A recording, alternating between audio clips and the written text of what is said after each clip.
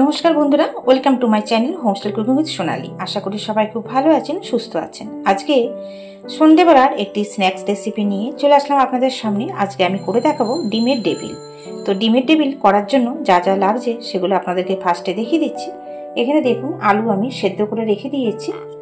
সেদ্ধ করা আলু রয়েছে। এখানে আমি ডিম সেদ্ধ করে নিয়েছি, আর সব ডিমগুলোকে এরকম অর্ধেক করে পিস করে নিয়েছি। আপনারা গোটা ডিমও করতে পারেন, কিন্তু অর্ধেক করলে আরো ভালো হয় খেতে। এখানে দেখুন, এখানে আমি ব্রেড ক্রাম্বস নিয়ে নিয়েছি। একটা ডিম ফেটিয়ে নিয়েছি ভালো করে, একটু গোলমরিচ আর নুন দিয়ে। এখানে আছে কুচনো পেঁয়াজ আর কয়েকটা কাঁচা লঙ্কা। আর একটা জায়গায় আমি একটু আদা আর রসুন ভালো করে থেতো করে রেখে দিয়েছি। এবার একটা হাতার সাহায্যে প্রথমে আমি আলুগুলোকে ম্যাশ করে নেব।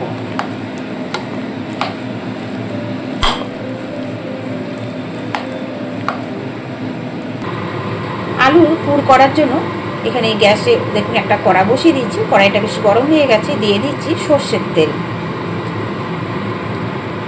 তেলটা খুব ভালো মতো গরম করে প্রথমে আমি দিয়ে দিচ্ছি আদা আর রসুন থেতোটা। একটু ভাজা ভাজা করে নিয়ে এর মধ্যে আমি দিয়ে দেবো কাঁচা লঙ্কা আর পেঁয়াজ কুচনো। আপনারা আদা রসুন থেতো না করে যদি পারেন কুচোতেও পারেন, অথবা বেটেও নিতে পারেন হালকাভাবে।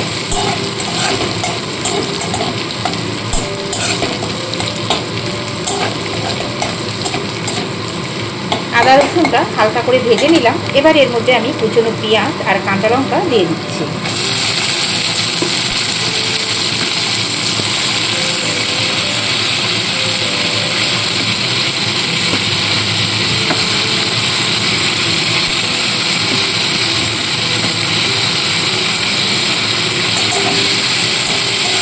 পেঁয়াজটাকেও হালকা লালচে করে ভেজে নেব।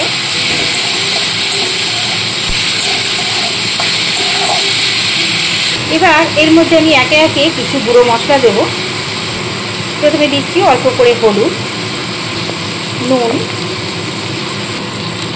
কাশ্মীরি লঙ্কার গুঁড়ো, ধনে গুঁড়ো দিচ্ছি অল্প করে, দিচ্ছি গোলমরিচের গুঁড়ো, দিয়ে দিলাম গরম মশলা। এবার খুব ভালো করে পেঁয়াজের সাথে মশলাটাকে নাড়তে হবে।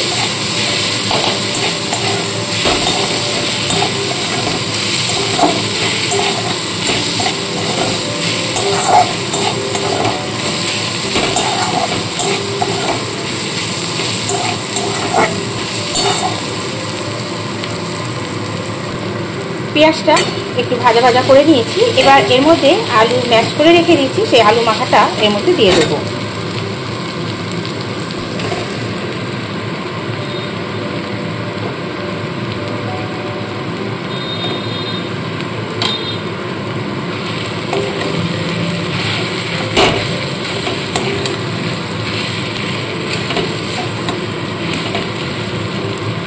পুরো আলুটা দিয়ে ভালো করে মিশিয়ে নিয়েছি। এবার এর ওপরে আমি দিয়ে দেবো বিট লবণ। নুন খানিকটা দিয়েছিলাম যখন আমি পেঁয়াজটা ভাজা ভাজা করছিলাম, তখন অল্প করে নুন দেওয়া হয়েছে। তো এবার এর মধ্যে বিট লবণ দেব।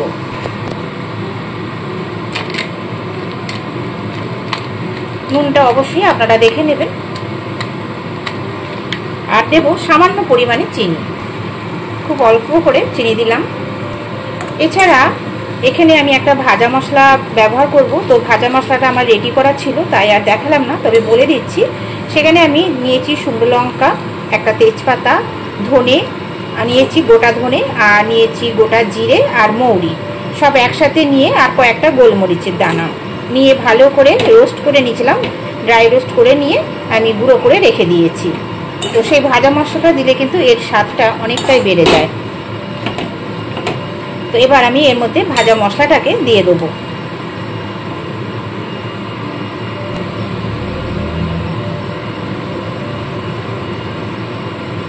হ্যাঁ, কয়েকটা এখানে এলাচ দেওয়া ছিল অবশ্য।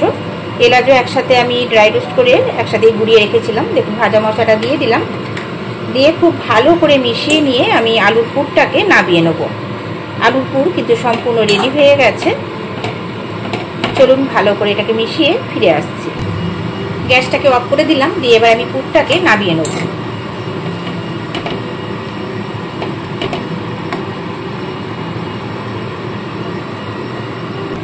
দেখুন বন্ধুরা, পুরটা সম্পূর্ণ রেডি হয়ে গেছে, নামিয়ে নিয়েছি। আর এটা ঠান্ডা হয়ে যাওয়া পর্যন্ত অপেক্ষা করব।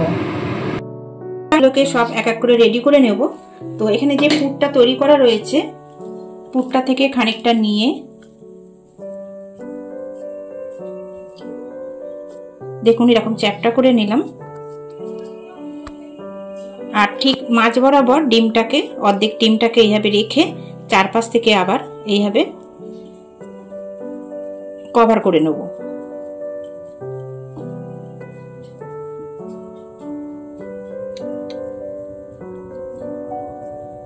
দেখুন চারপাশ থেকে এইভাবে কভার করে নিয়েছি।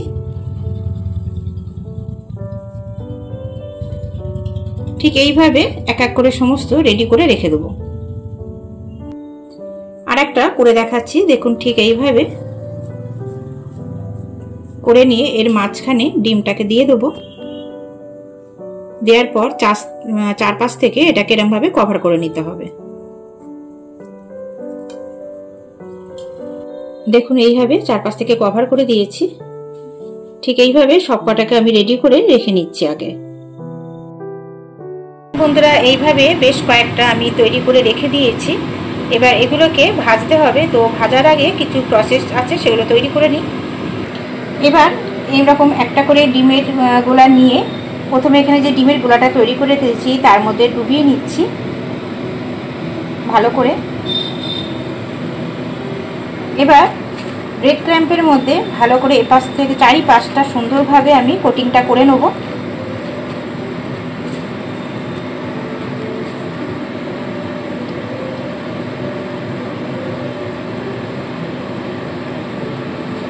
আপনারা চাইলে ডবল কোটিংও করতে পারেন। এই একবার প্রসেসটা করে নিয়ে আর একবারও করতে পারেন, তাতে খুব ভালো হয়।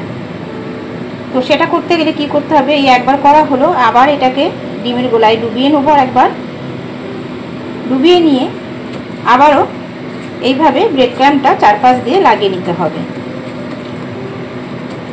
এইরকমভাবে করলে কিন্তু খুব ভালো মচমচে হয়।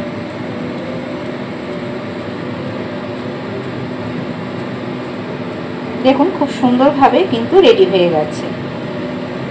এইভাবে সবকটা তৈরি করে আগে রেখে দেবো। দেখুন বন্ধুরা, এইভাবে আমি রেডি করে নিয়েছি। এবার এগুলোকে তেলের মধ্যে ভেজে নিতে হবে। তো এখানে কড়ার মধ্যে আমি তেল গরম করতে দিয়ে দিয়েছি, সাদা তেল দিয়ে দিয়েছি। তেলটা বেশ ভালোই গরম হয়ে গেছে। আর আঁচটা কমিয়ে দিয়ে আমি এক এক করে ছেড়ে দেবো, দিয়ে ভেজে নেব। আঁচটা কিন্তু একদম কম দিতে হবে। আমি দুটো করে করে দেবো, দিয়ে ভেজে তুলে নেব। হালকাভাবে এপিট ওপিট করে নেড়ে লালচে করে তুলে নিতে হবে।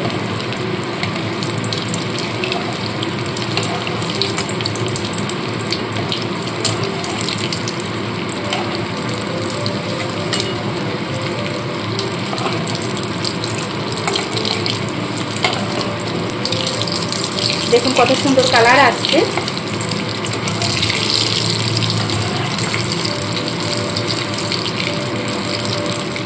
হয়ে গেছে, এবার এগুলোকে আমি তুলে নেব।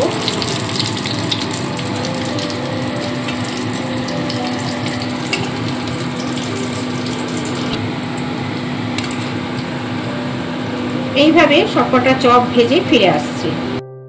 দেখতেই পাচ্ছেন ডিমের টেবিল সম্পূর্ণ রেডি হয়ে গেছে।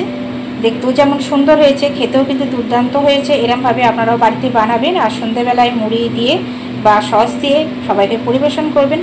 তো বন্ধুরা, আজ এই পর্যন্ত। আর ভিডিওটা যদি সবার ভালো লাগে অবশ্যই লাইক কমেন্ট করতে কেউ ভুলবেন না। নতুন বন্ধুরা চ্যানেলটিকে সাবস্ক্রাইব করে পাশে থাকা বেল আইকনটি প্রেস করে দেবেন।